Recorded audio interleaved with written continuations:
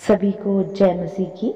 प्रियो, आज हम देखेंगे मत्ती का 28 अध्याय। सप्ताह के दिन के बाद सप्ताह के पहले दिन पो फटते ही मरियम मगदलिनी और दूसरी मरियम कब्र को देखने आई, और देखो एक बड़ा भूकंप हुआ, क्योंकि प्रभु का एक दूत स्वर्ग से उतरा और पास आकर उसने पत्थर को लुढ़का दिया और उस पर बैठ गया। उसका रूप बिजली का सा और उसका वस्त्र पाले के समान उज्जवल था। उसके भय से पहरुए कांप उठे और मृतक समान हो गए।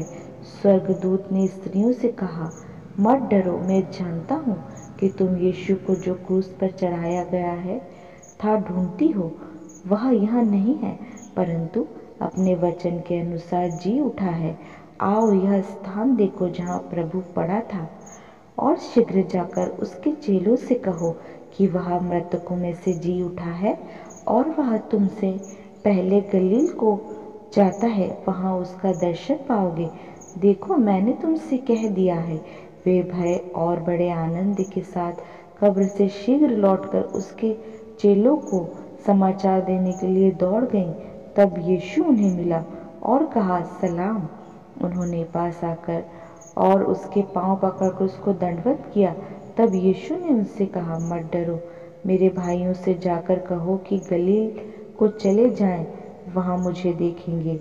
वे जा रही थी कि पहरुओं में से कुछ ने नगर में आकर पूरा हाल प्रधान याजकों से कह सुनाया। तब उन्होंने पुरनियों के साथ इकट्ठा होकर सम्मति की और सिपाहियों को बहुत चांदी देकर कहा, यह कहना कि रात को जब हम सो रहे थे तो उसके चेले आकर उसे चुरा ले गए, और यदि यह बात हकीम के कान तक पहुंचेगी तो हम उसे समझा लेंगे और तुम्हें जोखिम से बचा लेंगे।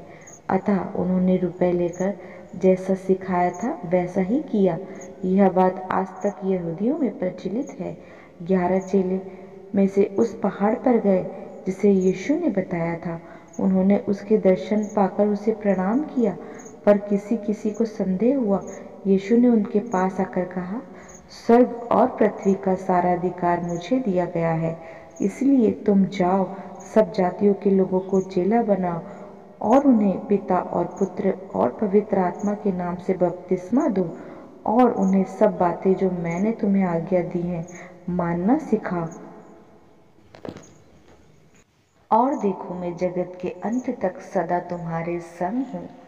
इन्हीं वचनों पे प्रभु बहुतायत की आशीष दे। आप सभी को जय मसीह की। और प्रियो, कल से हम लूका का पहला अध्याय देखेंगे।